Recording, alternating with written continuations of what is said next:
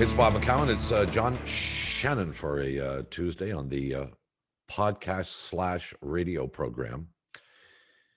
If you're a CFL fan, you know this guy. And if you aren't a CFL fan, you should know this guy because he's almost inarguably the best quarterback in the Canadian Football League and has set records and will continue to set records. He is, and not only that, has a personality too. He has a personality. You're going to like this guy. From the Calgary Stampeders, LEVI Mitchell will join us when we continue after these messages. Bob McCown, John Shannon with you on the program for this Tuesday. It's about time we had some football on this show, Bob. My goodness gracious. And here's the interesting thing. I don't think I'm wrong in this. The only major professional league in North America to have shut down completely is the Canadian Football League. Mm-hmm. NBA is playing, NFL played, baseball played, hockey played. MLS played, but the CFL did not. And we understand the reasons behind that. And there's nothing you can do about it. But here is LEVI Mitchell, the quarterback of the Calgary Stampeders, who has been sitting around for almost 2 years now. First of all, thanks a lot for taking time for us. And secondly, this has got to be the weirdest part of your life ever, isn't it? Yeah, Bobby, John, appreciate you guys having me on. Yeah, it is definitely weird. I can't remember since the day I put on a Katy Youth Football Ravens jersey and went 0-11 that I haven't played football for an entire year. So it's definitely been a weird scenario. It's been a blessing, getting surgery on my shoulder. So I've been able to, really rehab and get back to full health and feel like I'm strong now. So it's definitely been awesome in that sense. But man, 2 years without football as a competitor. If you came to my house right now and we had a beer, I would be betting you on everything we did. Darts, ping pong, man, anything I can. I'm trying to compete. Bo, do you feel like it's been like a percentage of your career lost completely? Yeah, definitely, man. I have my sights set on some very gaudy numbers, just in the sense of I want to win, more championships than anybody. I want to win more MVPs than anybody. I want to throw for more yards than Calvillo, touchdowns, all that. And that's just, it damn near feels unreachable when you miss a year. And then now this year is looking like it's going to get, cut down to maybe 14 games. You've got to be healthy for your entire career almost. I mean, for Calvillo to throw, you got to think, for Calvillo to throw 80,000 yards, that's 20 seasons averaging 4,000 yards. That is damn near unbreakable. So, I mean, in today's day and age, the guys you're getting hit by now, it's already tough to be healthy, but you lose a year and a half just a pandemic, it's going to make it pretty tough to do any of those things. So I'll set my sights on the championships and hold my hat to that.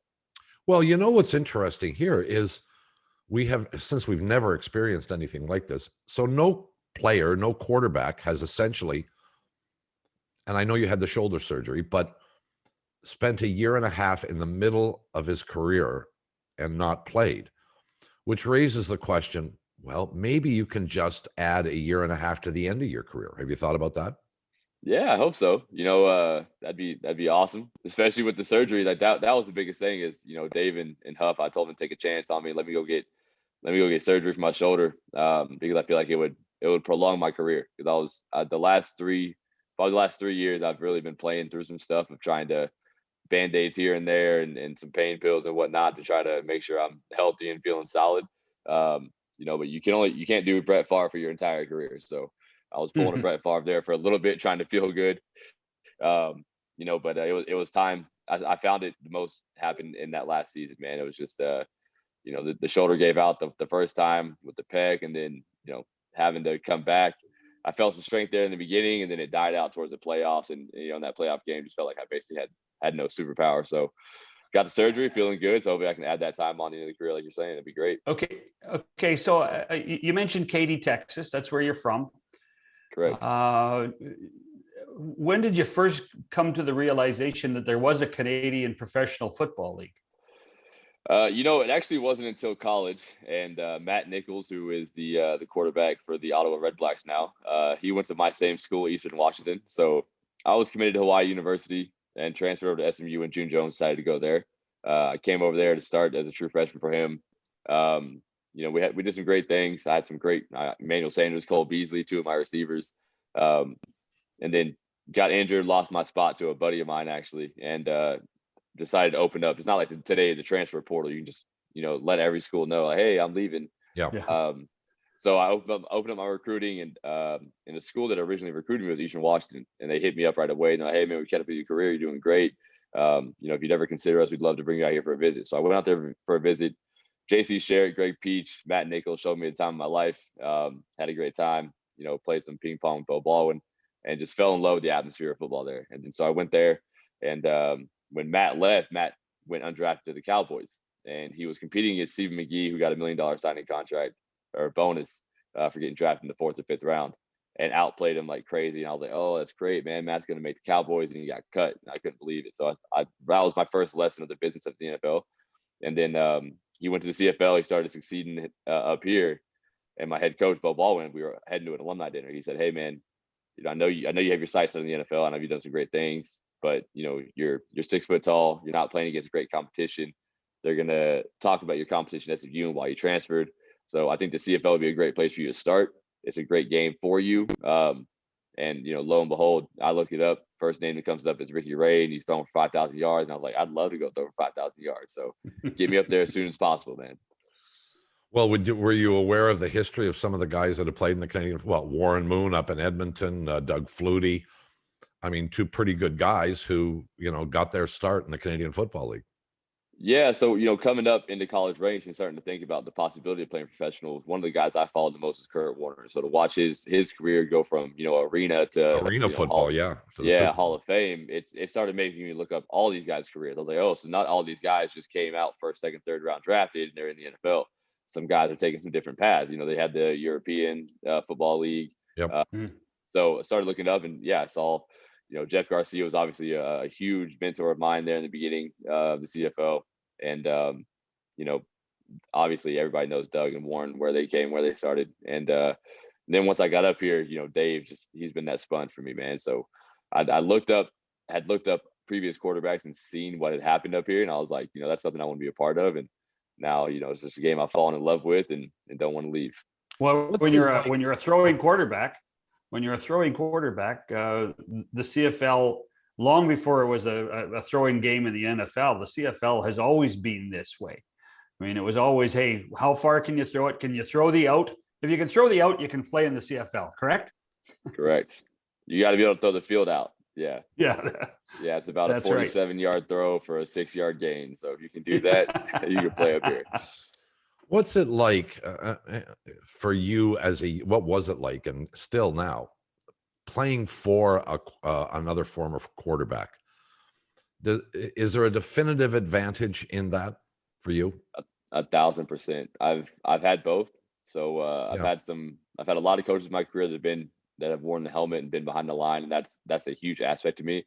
I don't think I would ever be able to play for a quarterback coach, maybe offensive coordinator that hasn't played quarterback, because the one time I did, it was the one time in my career I've ever butted heads with the coach of mine the way that we did, just not seeing things eye to eye, because he was an X's and O's guy. He learned from a book and he watches film, and I'd get in arguments with him all the time, like, yeah, hey, it's easy to say that when the camera is up there on top of the stadium and you're seeing all 22 people.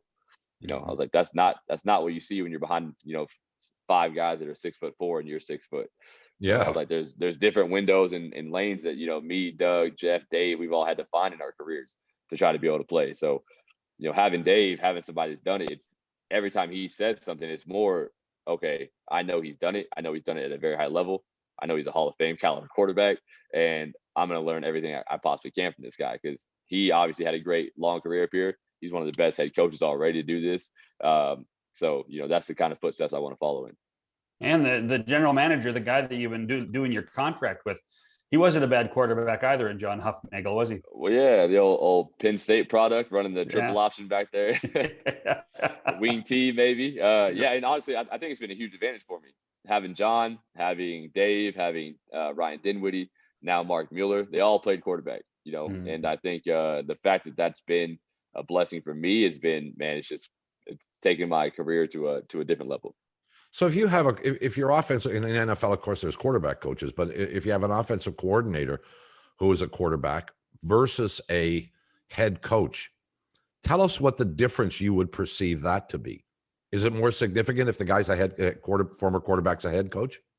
Yeah. I mean, I think it definitely helps because the difference of the quarterback coach is always going to fight for you. But regardless of that, the offensive coordinator or the head coach above him has to say about whether or not you're doing something right or if the production is good enough. So if it's a defensive guy, if you're playing for, maybe in Chicago right now, you're playing somewhere out there, or for Vic Fangio in Denver, it's a little bit different because he's got to now rely on the quarterback coach to say like, hey, is this guy getting it done? But regardless of what that quarterback coach says, he's going to have his own opinions of what he's seeing on the field. But his opinion is going to be based off a defensive standpoint. It's like, hey, well, he's not able to beat cover 4. But that could also be because there's a certain blitz that we're not able to pick up on this side of the line. It's rushing your reads, that kind of thing. So if you have a quarterback coach that's there, or a QB guy that can be the head coach, I think it's a better feel for a lot of guys in the team, because the first thing he knows is that as a quarterback coach, Dave knows that he got special recognition. One, maybe when he shouldn't have, and then 2, probably more than we ever should have.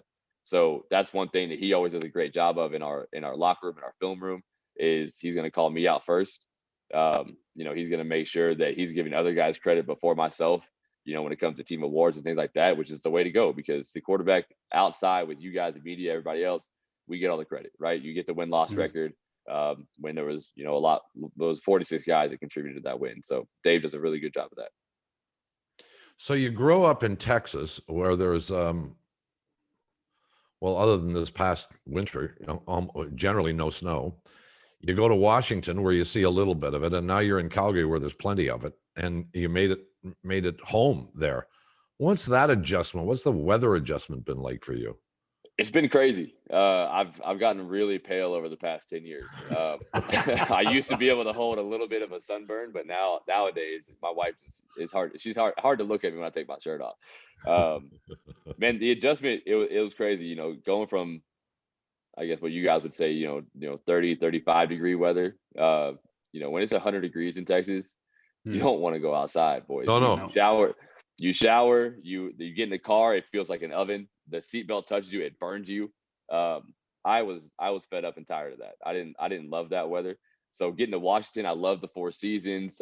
When it snowed, I hit up to the mountains and learned to snowboard. So fell in love with winter. I got up here and found out this is more like Game of Thrones winter. Like winter is coming, it's here to stay, it's gonna try to kill you. And I do love it. I think personally I prefer winter over the heat. So if you had to put me in Hawaii or winter, I'd rather be here.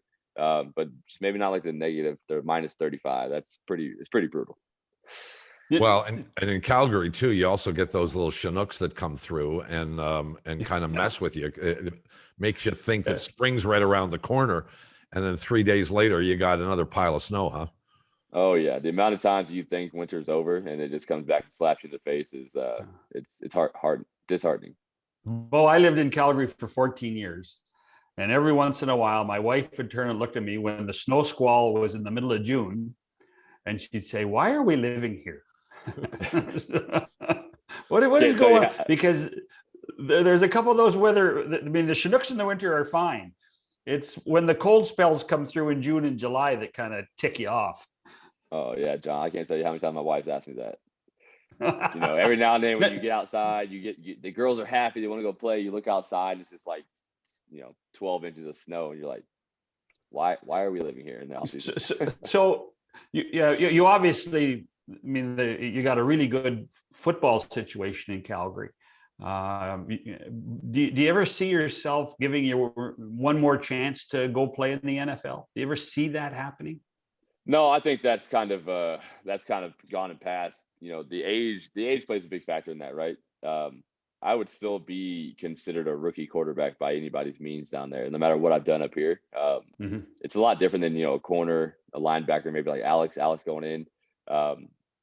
Linebacker, see ball, tackle ball. You know what I mean? But there's definitely still a learning curve there in the NFL, and is the way they see it.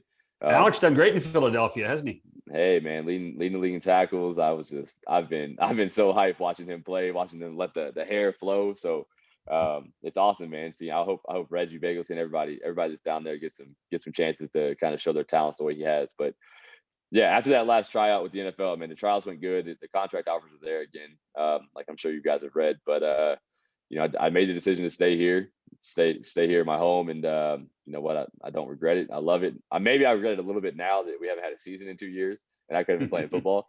But no, man, I'm glad to be back here, and what I've always said, man, I want to leave a legacy. I don't want to be a guy just to say, just to be able to wear some NFL gear to say I was there. Maybe I'll go there one day as a coach, but when it comes to playing football, I'm trying to leave a legacy that is untouchable. So, well, your first college coach, June Jones, did all of that, right? He played in the NFL, played in the CFL. I remember him playing for the Toronto Argonauts before he came back to coach in Hamilton, long before that. So football is football in so many ways, even if it's a 24-man game versus a 22-man game.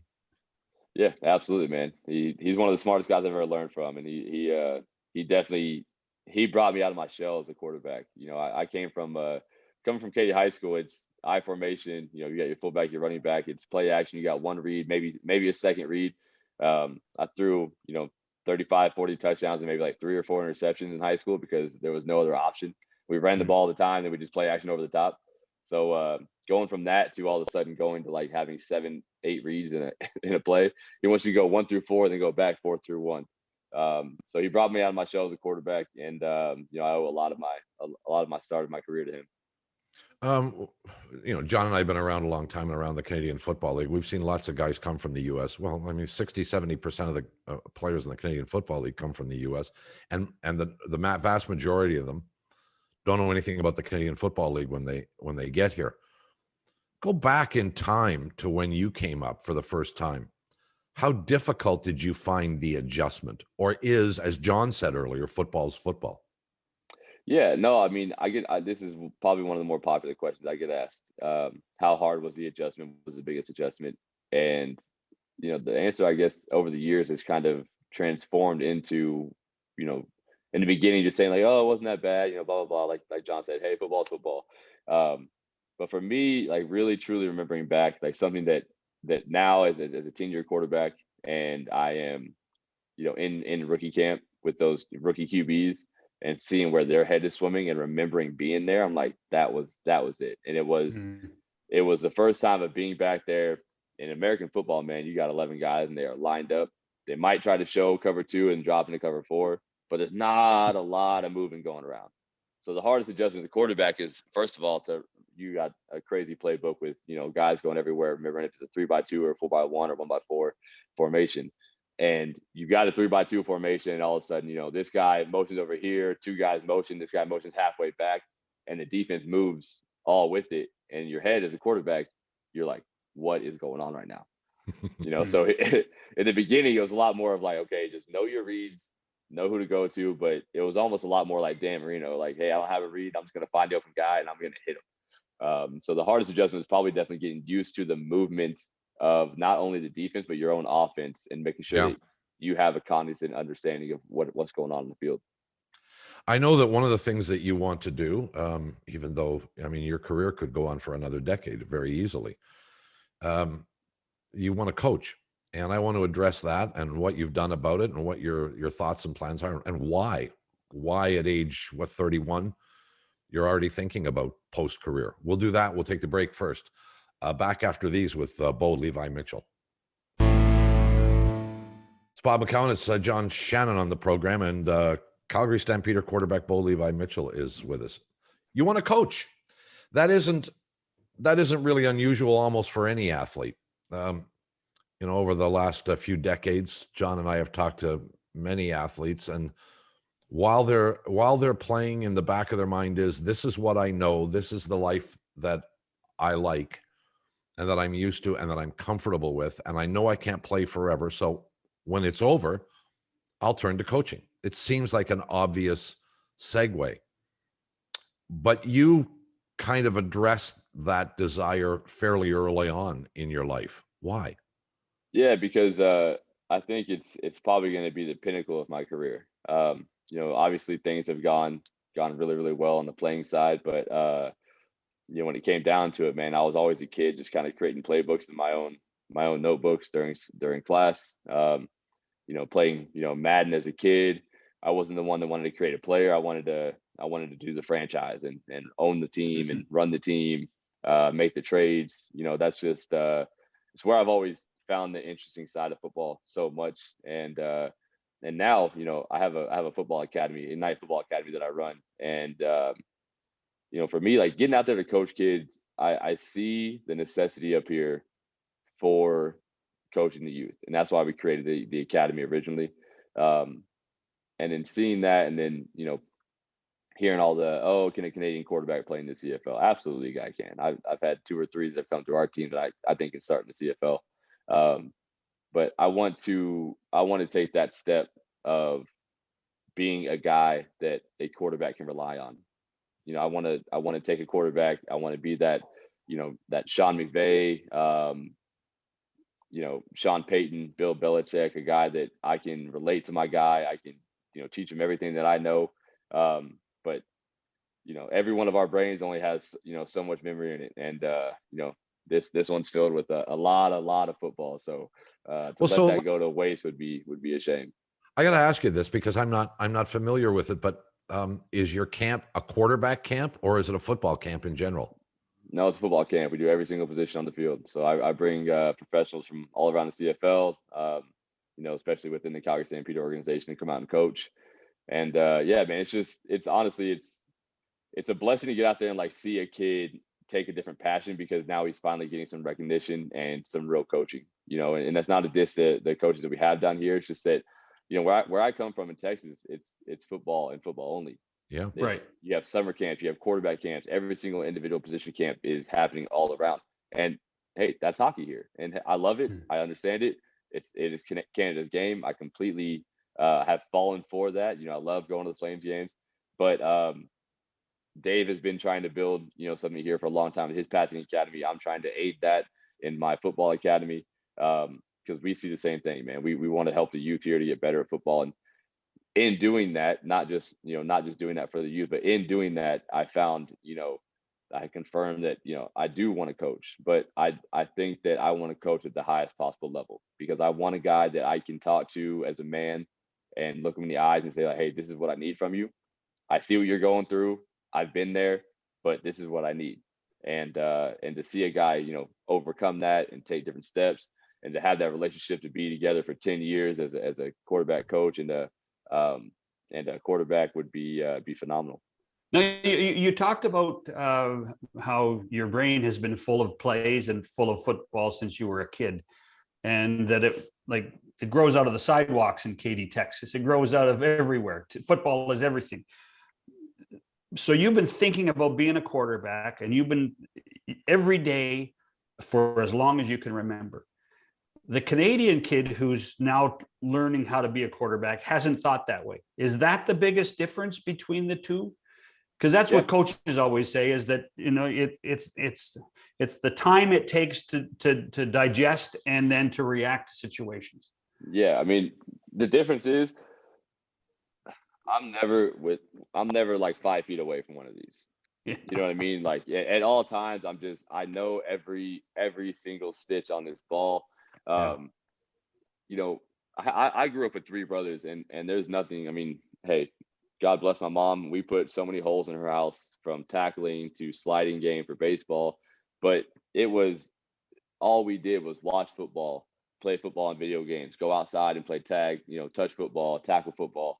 But inside, even we're inside, like just watching TV without looking, just one hand, just throwing the ball, and however you catch it, you got to throw it back that way with the spiral. Like, this is just what we did. Like, we breathed this thing. So the difference is, man, like, and it's not just football, it's anything you do. Like, if you've read the book, about 10,000 hours to become a master of something, it's not just going to happen because you're talented, because you have a strong arm. You know what I mean? Like, it takes something that is innate. It takes something that is learned through constant and repetitive motion. And man, it's just that you got to fall in love with something and commit yourself to something to be great at it.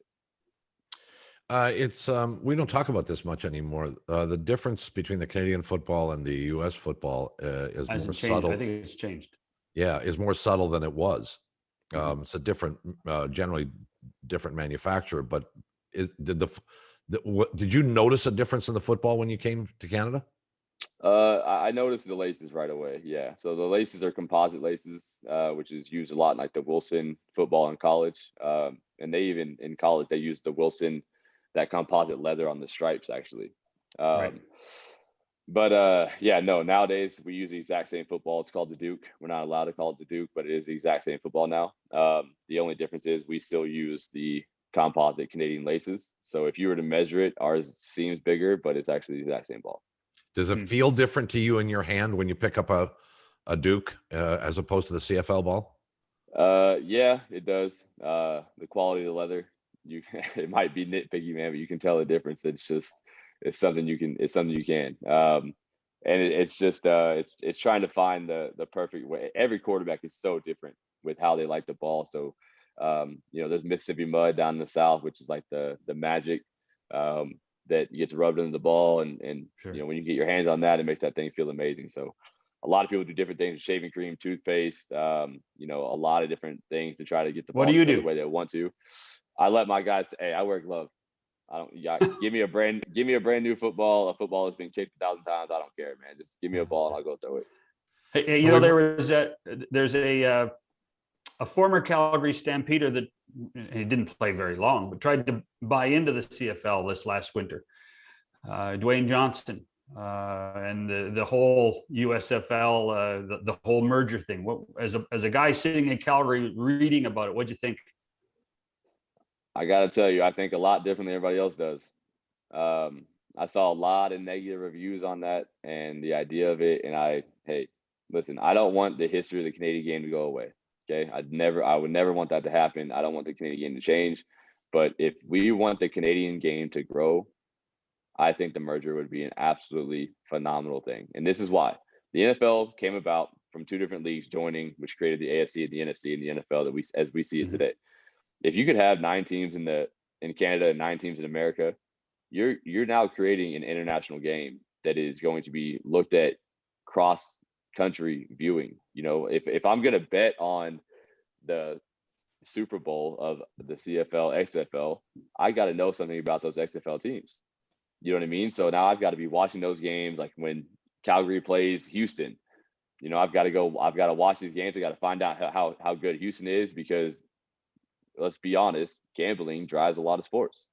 So the fact that, first of all, we need to get that law passed to get single game betting happening in Canada, because that's a giant number of revenue of dollars that we could have. But that's obviously above my pay grade, so don't roast me for that. But that's coming. I want to see the game grow. I really do. I want to see the game grow. I don't want to see the game change. I don't want to see the downs change. But we'd obviously have to either, probably convert to the smaller field to compensate for XFL fields, because they're not going to go out and create, CFL fields. But hopefully we can keep the CFL rules, and I think that'd be a really good thing to happen. So 3-down football on a 100-yard field. Yep. Well, you may not be aware of this, but the CFL did have teams. I'm sure you are, though. Yeah, had teams in the U.S. I was actually at the first ever CFL game in the U.S. in Sacramento, and we know what happened. There were teams in Sacramento, Baltimore, Vegas. Didn't Baltimore go like undefeated and absolutely murder the Grey Cup game?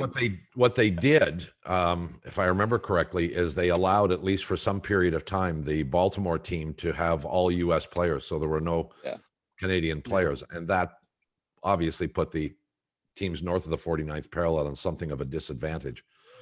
But I mean, you come from a state that lives, breathes, eats, sleeps football at every level, from Pop Warner to the kids football to pro football. Are they aware of the CFL? Do they? I mean, I know there are games on ESPN, and John will tell me probably other networks, but no, I think just ESPN now. Are they aware of this game? Do they understand it? Do you think if the NFL, if there was this merger with the XFL or whatever, that that this would work?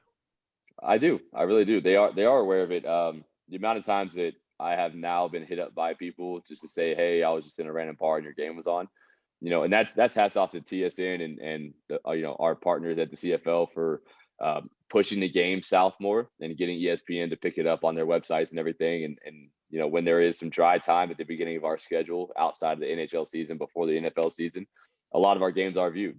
And we are playing mostly on Fridays and Saturdays to avoid, you know, conflicting with the NFL game on Sunday. So it is viewed down there. People do see it. But guys, if you tie The Rock to anything, if The Rock buys, you know, part of the, you know, he's the XFL, and then, hey, he's got some big friends, so maybe he gets Drake to buy in on the CFL side, and you get this game a little bit younger. You know, no offense to the older viewers or anything, but to be 1,000% honest with you, when I drive around, I don't see a lot of 16 to 21-year-olds with stamp stickers on their cars, but I see a lot of 45, 50-year-olds that and over that have it. So our problem is there's a generation there that we're missing, and that we need to find a way to gain back before we lose the game. That's my personal opinion. It's probably not going to be a popular opinion, but hey, I'm just speaking the truth of what I see through my own eyes. Just curious, have you ever talked to Randy Ambrosie about it? I have. I've talked to Randy. I talked to Orge when he was there.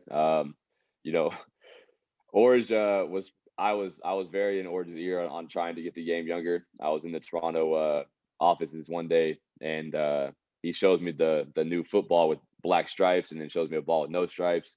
And he's like, hey, which one do you like? Like, can you find out what the quarterback's like? And I texted the quarterbacks from all 9 teams and found out that we all liked just the regular Duke. And he was like, will you post a picture of these 3 and like get the fans' reaction? I was like, yeah, sure, I don't mind. Like, I'm pretty active on social media. And he's like, we can't do it because you know, it would look bad and we could face a lot of flack. But if it was coming from you, it could look like it was just like your idea kind of thing. Yeah, the red flags obviously started going off when he said that, and I was like, okay. So I posted pictures, and I'm telling you, I've never had more heat on Twitter in my entire life from everybody just saying, like, you American, like, get out of our country. Don't try to change our game. And I'm like, listen, I just want to make the game younger. I don't want to change the game at all. I love this game. I love the CFL. I am not anybody without the CFL. Okay. So, yeah, I now know the business side a little bit more, and I just want to help to continue to grow this game so that the people that do love it don't ever have to see it not there. Okay, so why have you lost a generation then? I mean, if you're talking about we've lost 16 to 25 or 30-year-olds, why have we lost them? Okay, can I ask you a question? Yeah. What did fans used to say NFL stood for? No fun league. Thank you. And what do they do now? Dance as much as you want, celebrate as much as you want. They've got Disney, they've got everybody else. CFL's always been that way, though. CFL could celebrate more than anywhere else. It was one of the things that made it fun. No. But the video game, they have taken, they market their players to young guys as much as they possibly can. Like, if you now, I know you guys aren't playing video games, but like Madden now it's marketed to the fact that all the young athletes that are out there, they force that down people, and that's not what we're doing. We are trying to say that our game is 100 years old and we have no reason to change it. And I love this game with all of my heart, but things have to change if we want this game to grow. If not, it is going to die the way it is. All right. So believe you me, we have had plenty of conversations over the years, on air and off, about changes of this game. And the most fundamental change would be to go to 4 downs. Would that kill the Canadian Football League, or would it help? I don't think that's necessarily the change, you know, that would kill or help it necessarily. It's if I'm a young kid, there's, you know, in Calgary, there's probably 1 and maybe 2 or 3 people that I know, and that's probably myself, and then maybe your Eric Rogers or your John Cornish, because the players are not being marketed the way they should be. And I understand there's money and it has a lot to do with it, but about 6-7 years ago when Adidas came in and Shaw came in, they started doing some Shaw, you know, team players things. You started to see things go this way. Okay. Yeah. And somehow, you know, those partnerships changed and we lost the faith in those guys. And that's unfortunate because they were doing some very positive things. And it was right after that 2014 Grey Cup that we won. I saw us start to take, you know, and the economy was going great too at that time. You know, it wasn't obviously the way it is now. So, hey, I'm not the guy writing the checks either. So I can't sit here and just like say, oh, just dump as much money as you possibly need, because we obviously need some other people that have a lot of money to help with this. So that's why I'm saying, hey, if you can bring the XFL in, now you're getting viewers on the other side of the country. You've got Rock maybe he gets somebody like Drake, like somebody else to put some money in, and we get this game a little bit younger, fun, just promoting it in a different way. Just the way the game is viewed at all times. I think that could really go a long ways. But the fundamental difference, you acknowledge the fundamental difference between the Canadian game and the U.S. game. I mean, field size, yes, but 4 downs versus 3 downs, and it mandates passing, and it doesn't eliminate first down runs. And the National Football League doesn't play that way anymore either. Now, the NFL's playing the Canadian game, Bob. The NFL really started to throw. They've started to throw as much as the Canadian game. I mean, we're gonna date ourselves. Long before Bo was out of diapers, the CFL, the quarterbacks were throwing 40 times, maybe 45 times, and it was fun to watch. And the Grey Cup was always a great game because it was an absolute aerial attack both ways. It was so much more fun to watch than the NFL was. The NFL had to adapt. It morphed and changed to be more entertaining, and it's done a great job. And the CFL hasn't done much. And I kind of agree with Bo about that. Yeah, they changed their rules to make the game much more offensive, and I think we have done that as well to try to make it more offensive. But the production in the CFL with the yard off the line of scrimmage, with guys not being able to touch past 5 yards, the advantage has come now in the shorter part of the game with the dink and dunk and the bubbles. And so there might be some rule changes that need to be made. Again, that's out of my context of knowledge. But I mean, there's something has to be changed to make it happen. The other thing, Bo, let me just, you are now the exception rather than the rule, because you're an American player that has come and stayed. So many American players, good American players, come to Canada and get their break and go home. And so our fans, if they're a fan of that player, they kind of follow them, like Alex Singleton to the Eagles. They follow them back to the NFL too a bit. So how do I think it's incumbent that we try to find a way to keep players of your ilk in our country in order to play the game. That's a big part of this, because I want to identify with you as a quarterback. You're going to go back to the naturalized Canadian? I want a naturalized Canadian. You play 5 years with the same team like Bo has, he becomes a non-import. Absolutely. That actually is the new rule. So we will have that this upcoming year. So you'll have 3 guys that are allowed to be like that. My thing with that is, it's the toughest part, boys, which obviously is the difference, is salary. A guy that's not making enough, it's pretty hard for him not to go back home and live rent free compared to staying up here for 6 months. Outside of maybe Saskatchewan, there's not a lot of places where the opportunities in the off season are very abundant in making a couple dollars, to keep yourself afloat in the off season. For the guys that are making below that 100K mark, probably. So, that's a big part of it. And if we could, I mean, hey, the CFL, I mean, we really were I think we were this close to having some things that really were changing things, just like that CFL car wash, bringing a lot of guys in for the media days. And now obviously COVID stopped that. Hey, get some kind of all-star game. I want to bring back some kind of skills competition. I think a skills competition would create a lot of fun atmosphere to bring fans around. It gets guys back here during the offseason. You could do it during a CFL car wash with media, quarterback competition, whatever it is. It's fun for the young guys. And we've just got to, I think the markets we have to tap are lower in age on our marketing opportunities. And the other thing we have to do is raise the profile of really strong CFL players across the country. And you're doing that. You got a podcast coming up. Tell us about the podcast. Yeah, man, I'm really excited about it. So I met Ben Hebert, greatest lead in curling history. I'd never heard of curling until I got up here. And sometimes on a dry day on the 5 TSN channels, you'll see darts and you'll see curling. So I started to learn about it. Then I met Ben, found that he was a great dude, met his wife, Teddy, met his kids, Sloan and Griff, and we've hit it off with those guys. Madison and my 2 daughters, Ellie and Lakey, hang out all the time at their pool. And Ben and I go golf a lot. So we created a big relationship on the golf course. And last year during COVID, he took me all around all the great courses here in Calgary to kind of show me the way. And, the handicap definitely got lower, probably lower than it should be, being a professional quarterback. But man, the banter back and forth between us was so natural. He felt like one of my brothers because I wasn't expecting a curler to be so damn competitive. And I'm telling you, like pool basketball, darts, putting, whatever it is, dude, like he wants to compete and he keeps up with me. And typically that was the thing. Like I like ping pong, anything like that, man. Like I'm hard pressed to find people to keep up with me and stuff like that.